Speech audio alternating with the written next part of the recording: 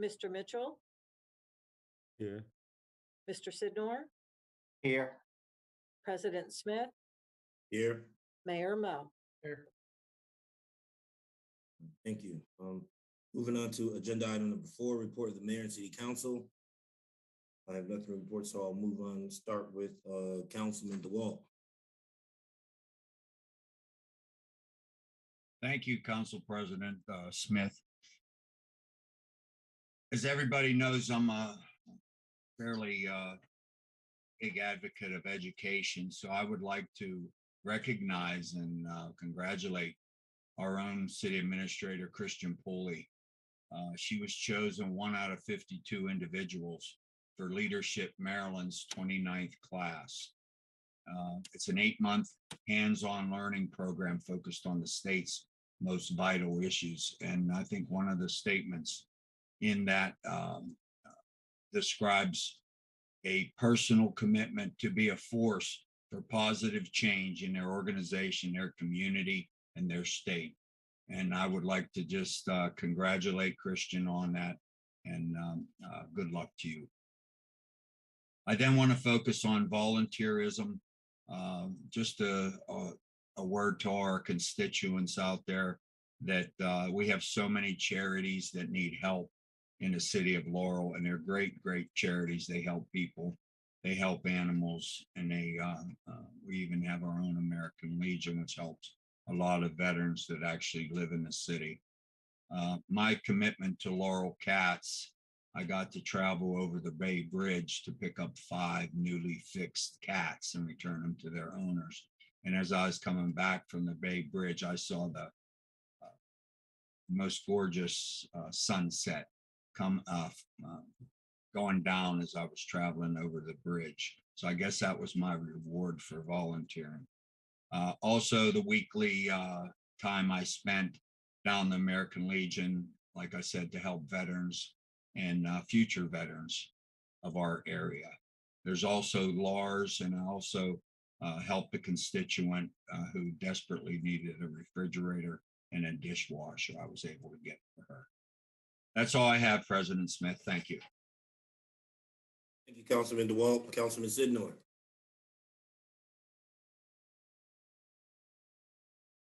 Good evening. Thank you, Mr. President. Since the last day of Black History Month, I just want to congratulate the city of Baltimore for hosting the CIAA tournament. The CIAA tournament is the oldest collegiate basketball tournament for men and women for African-American historical Black colleges. And the last 14 years, it's been hosted in Charlotte, North Carolina. And in 2019, the city of Charlotte, North Carolina made $42 million that week of the CIAA tournament. So Baltimore's being around to making a lot of revenue for that CIAA tournament. It's been in Baltimore for 3 years, and I attended the basketball games there, maybe 8 or 9 basketball games, men and women basketball games to support the historical Black colleges. The school I went to, Virginia State University, they are part of CIAA. The women's made it to the semifinals. They beat Councilman Martin School, Bowie State. So, I just want to brag about that right fast. So yeah, that was great. So good luck to the city of Baltimore for hosting that. That's a big event for them. They got it for 3 years. And I also attended a ceremony in DC, a Black History ceremony at College Woodson Park, Memorial Park, just to honor Dr. College Woodson for all the work he did for Black history and legacy continue. That concludes my report, Mr. President. Thank you, sir. Councilman Sidnor. Councilman Cole. Good evening, Mr. President. On February 22nd, I chaired the meeting of the Environmental Affairs Committee. One of the things that we have realized while going through our meetings is that we are short on membership.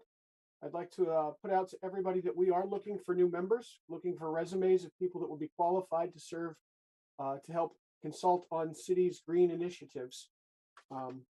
Also last week on Friday, I had a good meeting with the mayor's office working on some upcoming legislation that I plan to introduce in an upcoming work session. That concludes my report, Mr. President. Thank you, Councilman Cole. Councilman Mitchell. I want to give a congratulations to Laurel High School.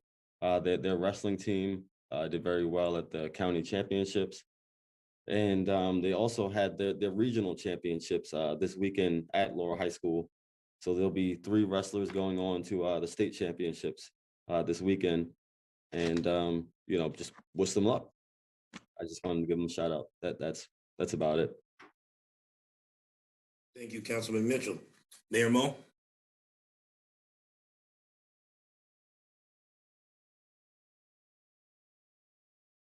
Thank you, Mr. President.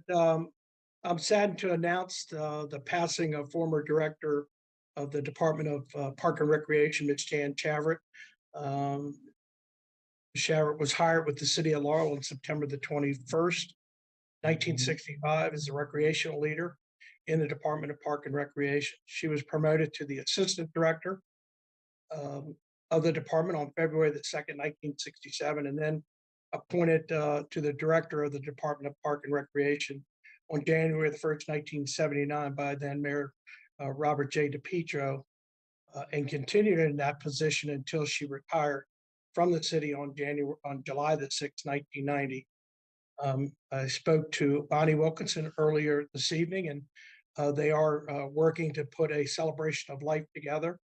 And when we get that information, we'll be putting out a written statement tomorrow, but we'll also be getting that information we'll pass out to the community and the council as well. Condolences to Miss Marcia Raymond and the family on the passing of her sister.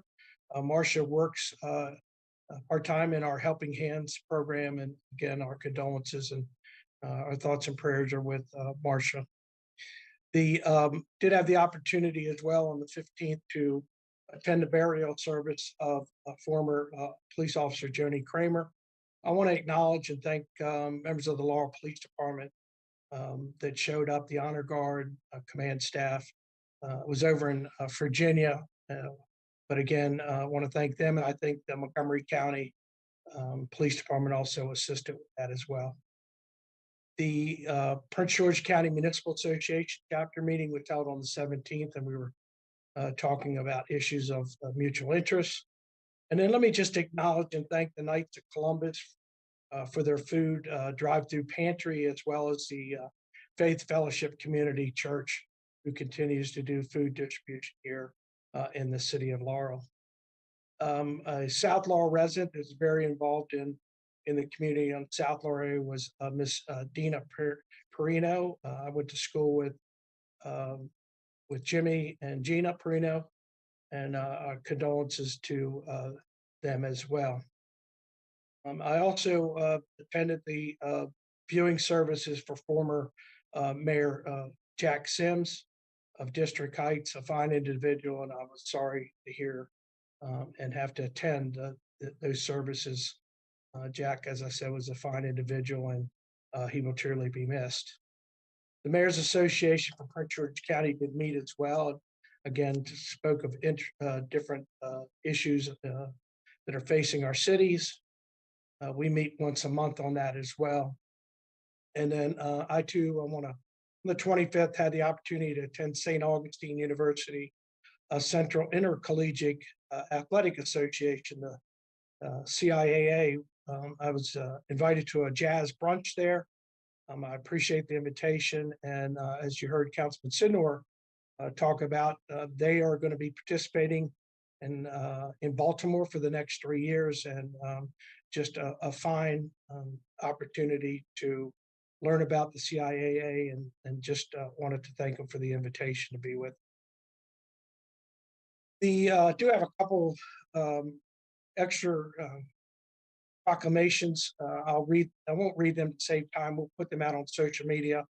But we do have the Good Sportsmanship Month in March, and Women's History Month in March that we'll be putting out.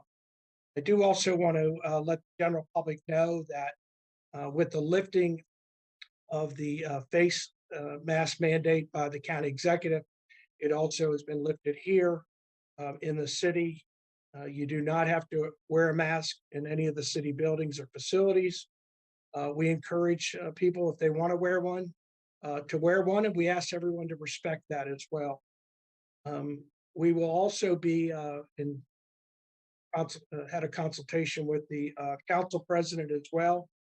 We were looking to go back to in-person in April, but we feel that now that the things have changed and the metrics are moving in the right direction, that we will be able to do the next meeting, March the 28th, in person in the council chambers. So that'll be our first in-person meeting at 6 o'clock on Monday, March the 28th. I want to encourage people, they can continue to watch it on Laurel TV. Glad we're getting back to that. But I do also want to remind you, we did change our charter, where once a month we will continue to do virtual and once a month we'll do in person. So I do want to remind people of that. And we'll also be making sure that we put a schedule out to remind everyone that that's what will be taking place. And that concludes my report. Thank you, Mr. President. Thank you, Mayor Mo. All right, moving on to agenda item number 5, appointments and reappointments. Mayor Mo presented the appointments in a memorandum dated February 22nd, 2022. And those are Joyce, Awuro, excuse me if I mess up your name, for the Juneteenth Executive Committee, Sandra Choute for Juneteenth Executive Committee, Charles Clyburn for Juneteenth Executive Committee, Leszcz, the Honorable Councilman Mike Leszcz, former Councilman Mike Leszcz for the Juneteenth Executive Committee, Angela O'Neill, Juneteenth Executive Committee, Robert Windley, Youth Services Commission, Kayleigh de la Puente, Arts Council, and Barbara Robinson for the reappointment on Barbara Robinson for the Environmental Affairs Committee. Can I have a motion? Mr. President, I'll make a motion. Can I get a second? Second, the motion. Madam Clerk, please call the vote. Mr. Cole, Yes. Mr. Sidnor, Yes.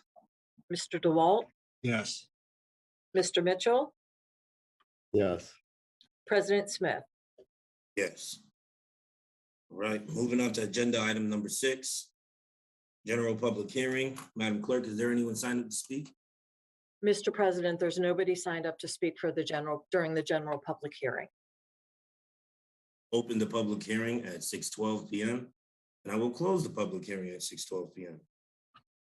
All right, moving on to agenda item number 7A, second public hearing with possible action on ordinance number 1993,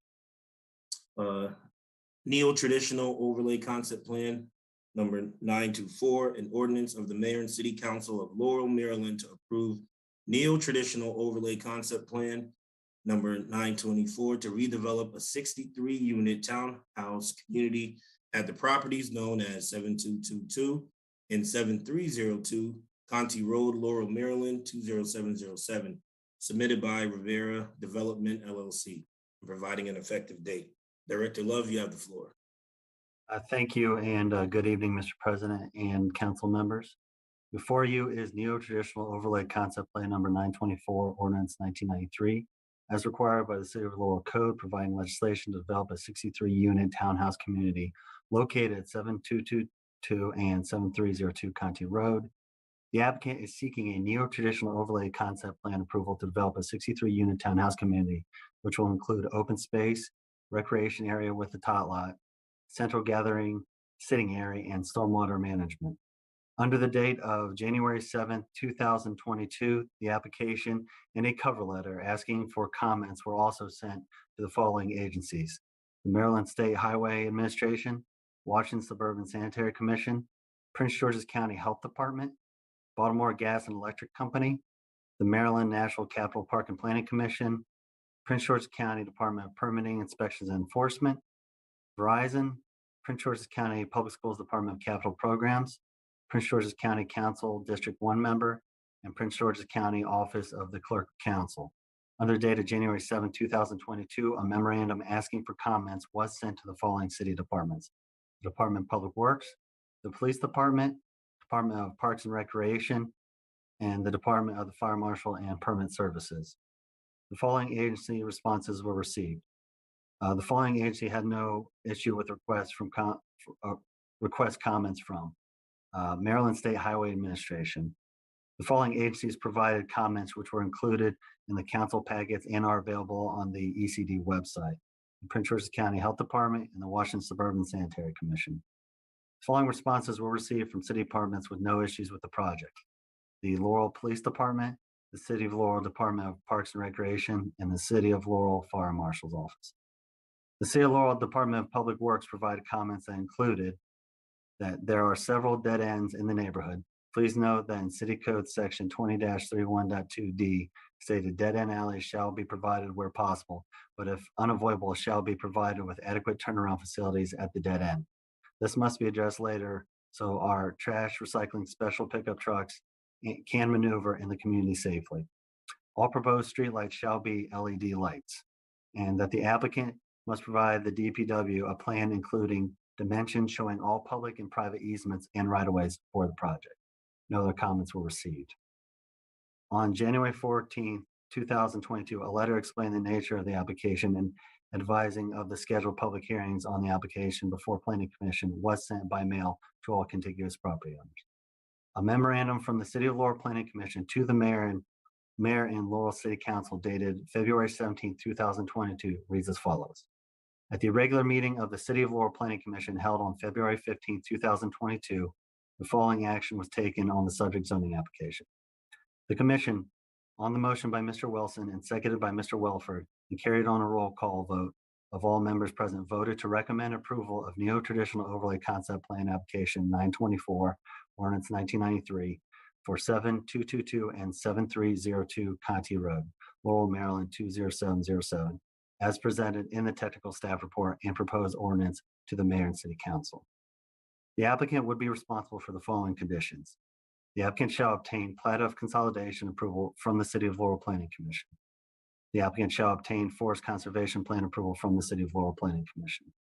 The applicant shall obtain preliminary subdivision plan approval from the Laurel Planning Commission. The applicant shall conduct a traffic analysis for the proposed development, which shall demonstrate traffic adequacy under the appropriate and accepted standards, and which shall be submitted to and approved by the appropriate city staff prior to final neo-traditional overlay plan approval. And the applicant shall obtain final neo-traditional overlay plan approval from the City of Laurel Planning Commission. The file contains a certificate of publication verifying that this application and public hearing was advertised in the February 17, 2022 and February 24, 2022 issues of the Prince George's Post. The file contains an affidavit signed by the applicant attesting that a zoning sign has been placed on the subject property, has remained, and shall remain until the decision reached by the City Council. That concludes the reading of the file, Mr. President. And Mr. Eric DeVito and the applicant's team are on the line to make a presentation. Thank you. All right, Mr. DeVito. Thank you, President Smith and the rest of council and Mayor Mo. It's good to see all of you again. If Ms. Rao, if you're able to share the screen, I can present the slides of our presentation, but I will just lead in that they are basically the exact same slides, layouts, presentation that we made at the work session. They are the same slides we made to the Planning Commission. There is one additional slide that council may not have seen. We presented it at the Planning Commission, and it's at the end of this presentation, and it is a slide that addresses one of the comments that we received from Conti Crossing. But all in all, throughout this process, we haven't really encountered any issues with our proposal. Again, it is just a request to apply the neo-traditional overlay. There's still more planning that needs to come. There's still more involvement from city staff and Planning Commission. This is just an initial step to get approval of the overlay, to come up with the clustering and the concept plan to preserve the areas of the site mainly, and then provide the amenities and the aesthetic features from the roadways. That's the intent of this overlay. Planning Commission was satisfied with our presentation, which again was basically the same exact presentation you all saw at the work session. Planning Commission adopted it 5-0, and we are pleased to be before you this evening to hopefully ask for final approval of this neo-traditional overlay application. And Ms. Rao, I'm not sure if I'm able to share the screen or. Mr. DeVito, you should be able to share your screen. Go ahead. Thank you. Okay, so Hopefully you're seeing a cover page with the Ribera Development name at the top. Yes, we see it. Great, thank you. So again, you'll see in all these before. I'm not going to spend a ton of time focusing on all of them. I just want to remind you who the development team is. John Stamato Ribera Development is the developer. The property owners, Mr. and Mrs. Janoski, and I believe Gary Janoski is actually available tonight on the phone. They've owned this property for many, many years. I think back since the 1930s. And his family, that is, and Mr. Janoski is available for questions. I'm, of course, Eric DeVito. I have Bob DiPietro here in my office with me in case you have any questions for Bob. He's available. Tim Longfellow, our engineer, is also available this evening. There are other members of GLW that work with Tim that are listed here. And then Mark Keeley is our traffic engineer, who's also available. And at the end of our presentation, I'm going to turn it over to Mark, and I'll talk more about that later. This was obviously the sign posting. We don't need to dwell on that. The criteria of the neo-traditional overlay and the proposed use and the explanations for reading them. And I would just, again, like to get this presentation on the record as part of our presentation and our application. This is our final presentation. This is the layout, which we have shown before, the general layout, showing some of the plantings around. It's showing the entrance along where it will come in on Old Conti Road. If you remember some of the rezoning discussions with the Islamic Center, one of the original entrances was in the middle area, but based on discussions with the Islamic Center, we moved it down to accommodate their request, give them some more buffering off the property. These were all accommodations we made in discussions with the Islamic Center. Some features of the architecture and the streetscapes are on this slide as well. Again, all of this was shown to the Planning Commission. This is the exhibit that highlights the green areas that will be preserved on the site. Over roughly 55% of the site will be preserved or planted in green space. Again, that's part of the overlay to be able to cluster these units the way we have. The density, as I mentioned before, or as staff has mentioned, is 63 units. The actual allowed density is 76 units, and only 63 are being provided, so that's 13 under the maximum allowed density. Again, this is another layout just showing some of the on-site parking, which would be these purple spaces, some along the roadways, some in other just parking areas, in addition to the driveway and garage spaces. These will be garage units with driveways, and then there will be some on-street parking within the development also provided, all within the development. Again, here's the entrance onto Old Conti Road. This is just a general pulling back a little bit to show more of a circulation. Again, the arrow is more pedestrian, so you will have sidewalks with the development, and then it will connect to existing sidewalks over along Conti Road, that you could even take these sidewalks all the way over to the bus station at Bell Chase Road. So this development is being planned to be able to have pedestrian access to the sidewalks, and then eventually to this area here, which was a donation from Ribera to the city for a future park. And that shows you the development's relation to that area. Again, more criteria than neo-traditional overlay. I don't think we need to go through any of that now. I think we've talked about that. And again, Planning Commission found all of this sufficient. These are just the area, pictures of the area development, which we've shown before. This is that last slide that we added since the work session, but we did show it to the Planning Commission. And it was based on comments we received from a resident of the Conti Crossing community at, I believe, the first council hearing. If you recall, they made some comments about folks in Conti Crossing. If you can see my cursor, they come out, they go on to Conti Road, and then if they want to head eastbound, they have to take this yellow U-turn. There were some comments or concern that possibly our traffic would make that a more difficult turning condition. And as the red arrows show over here, this is the general traffic patterns for our community. So, you know, some will come out of our community and go right, not get anywhere near that intersection. Some will then proceed out to Conti and go right again, not going anywhere near that intersection. And then the only traffic from this community that could be going in that direction would come in well over here, far away from that intersection that's in question. So we don't believe, and our traffic engineer doesn't believe, that our traffic will generate any adverse impact for this situation. that the Conti Crossing folks were discussing. And I just wanted to show you this exhibit to show that we considered those comments and we certainly are mindful of them. This sort of puts into perspective how our traffic would interplay with that condition they were describing. This large green area of trees, as you can see, our proposed project does not abut Conti Crossing. This property is now owned by the Islamic Center. Again, Rivera helped make that transaction happen. And so whatever happens here will be between the Islamic Center and Conti Crossing. So that finishes the presentation portion of this.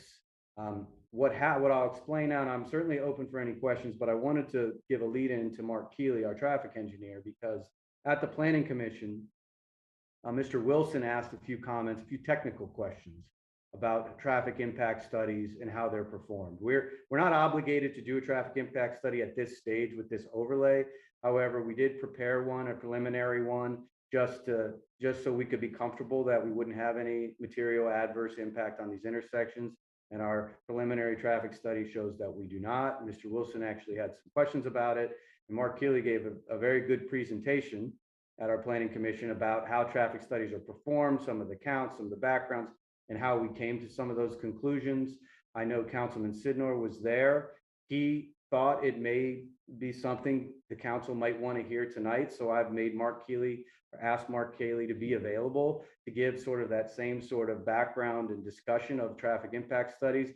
If council would like to hear it, Mark Kayleigh is available for that. I myself am available for any questions you have on the application, as is Bob DiPietro with me and Tim Longfellow. But other than that, that concludes my portion. I would like to, before you possibly reach out to Mark for his traffic impact study, I just want to thank you all once again.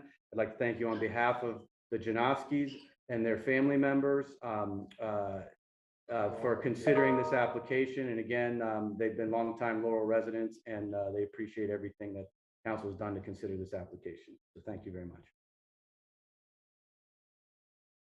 Thank you, Mr. DeVito. I'll be happy to hear from the traffic engineer. Okay, Ms. Rao, then I think you have to make Mark, if he's not already a panelist, Mark Kayleigh, if you could make him a panelist, please, so he could present in the fashion he did before the Planning Commission. Mr. DeVito, if you would stop sharing your screen, please. Yep. And then I'll make sure that,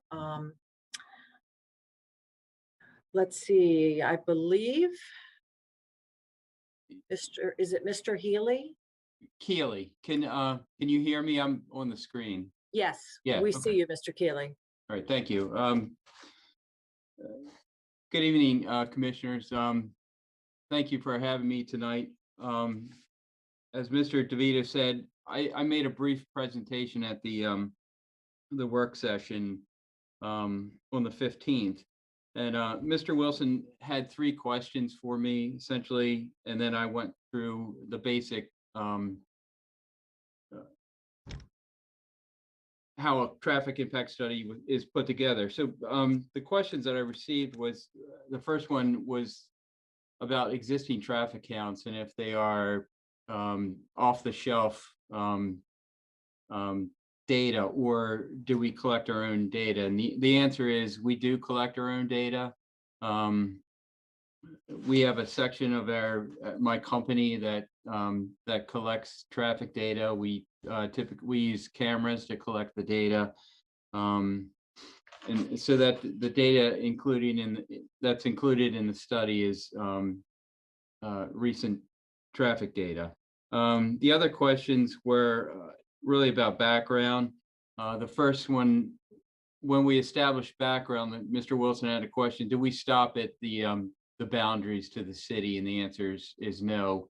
We work with the adjacent counties, Prince George's counties, and Montgomery County. And then the last question was, how do we handle larger developments like Conterra, where there's phasing of developments? And the answer to that is it's based on the build out of the project at hand. So if a residential project has a build out of 5 years, then we work with the local jurisdictions to determine what phases of the development that could possibly be built out in a 5-year period, and we would include those phases in the traffic study.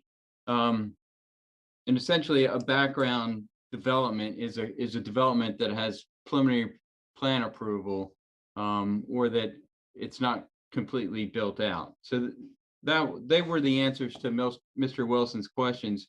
For a traffic study, the State Highway Administration and just about every county and local jurisdiction that has an APFO has guidelines for how you put together a traffic study, and the State Highway has guidelines that are on their webpage.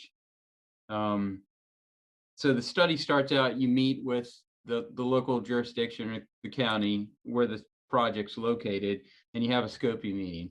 And at the scoping meeting, the study limits are established. The intersections to study, the times that you count the intersections, the methodologies that you use to study the intersections, the background, the build out of the project is discussed. The distribution and how trips are assigned to intersections are discussed. How you generate traffic for the backgrounds and the proposed project is discussed, and that's always done with the IPE trip generation manual.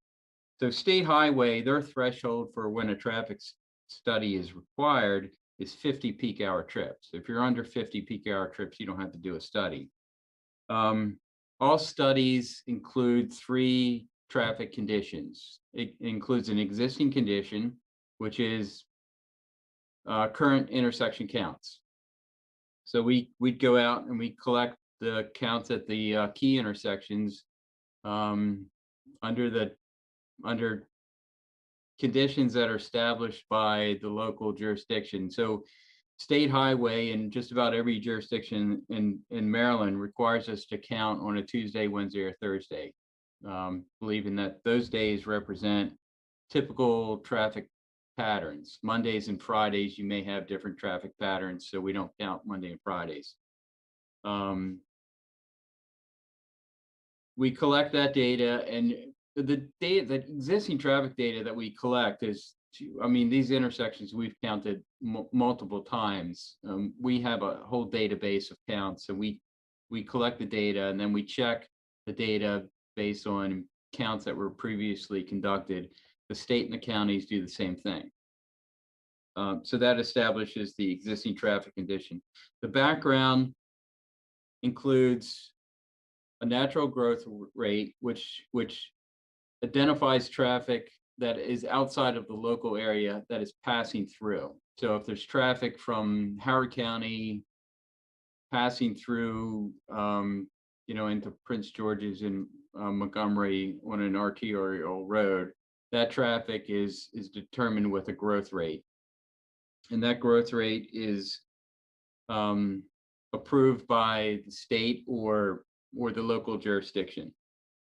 The other part of the background is, as I said before, our background developments, those projects that are in the pipeline that have preliminary plan approval or approved projects that haven't completely built out. And then, so we use the Institute of Transportation Engineers Trip Generation Manual, which is a manual that has many, many different land uses, and it has data for each land use. And we use that to generate, if it's, in this case, a townhouse development, we use the rates and equations in that manual to determine the number of peak hour trips. And then we distribute those trips throughout the network. We send our trip distribution back to the city or the county or the state for approval, and they'll make whatever necessary changes that they feel should be made. And then we go on to the third traffic condition, which is the future. And we use, again, the ITE. It's the same processes the background. We determine the new trips with the ITE manual. We have a distribution pattern.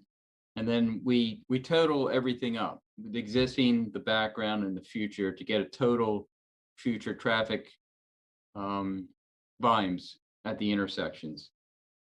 And then we use methodologies that are required for use in the study. It's we have to use the methodologies that the locals require. And the way you determine impact of a new development is you look at the total background traffic volumes and you compare that to the total future traffic volumes. So the difference is your impact.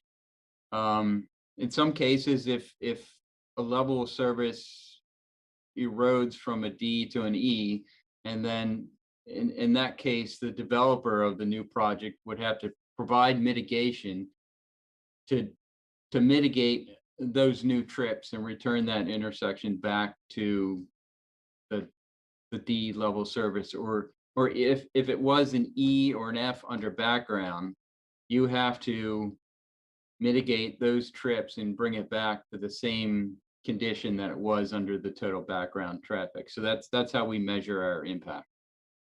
And that's essentially how all traffic studies are prepared. And I can take any questions that you may have.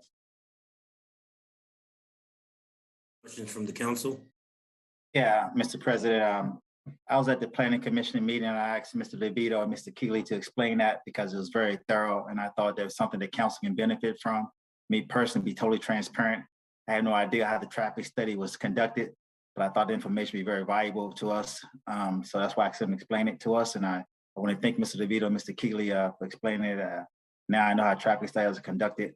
Not, so I still rely on experts. We have a traffic analysis person working public work that review the traffic study as well. So it just makes sense to that you hear the information, for me, I thought it'd be beneficial to the rest of the council that didn't know. So thank you again, Mr. DeVito, Mr. Kayleigh, for taking the time out to break that down for us again. Appreciate it.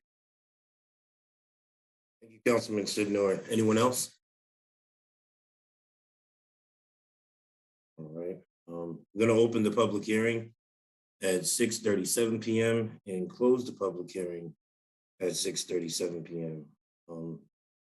And I'll entertain a motion. Mr. President, I make a motion to approve ordinance number 1993. Second.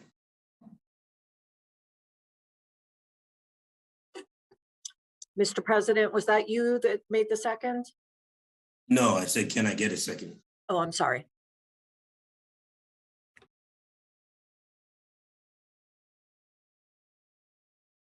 Mr. President, I'll go ahead and make a second.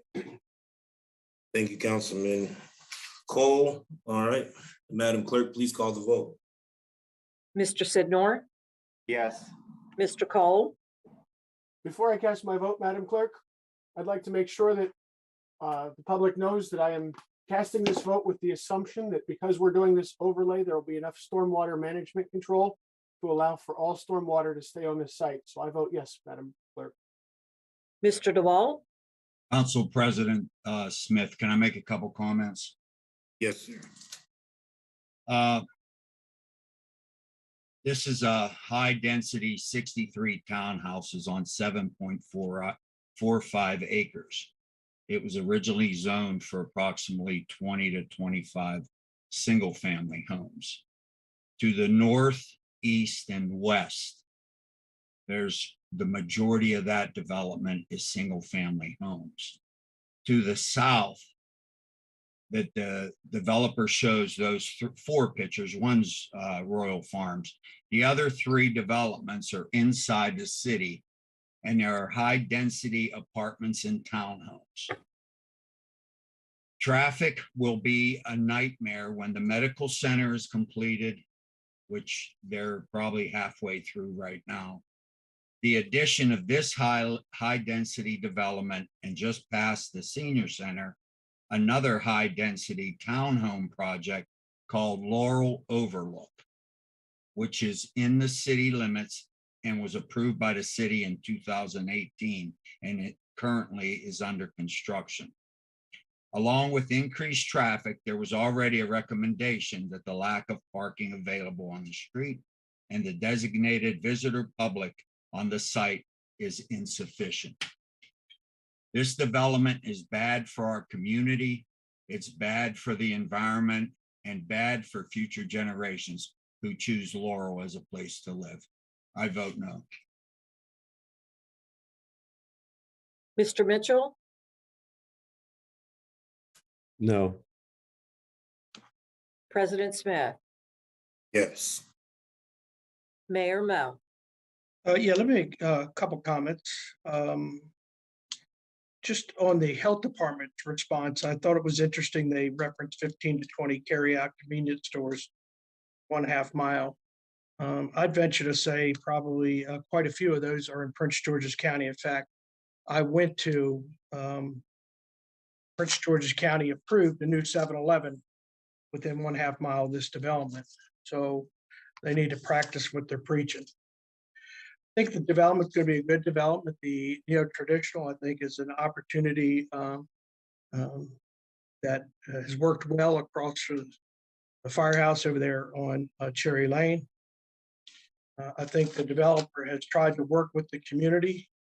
I don't believe this is what someone has called high-density development. This is not high-density development.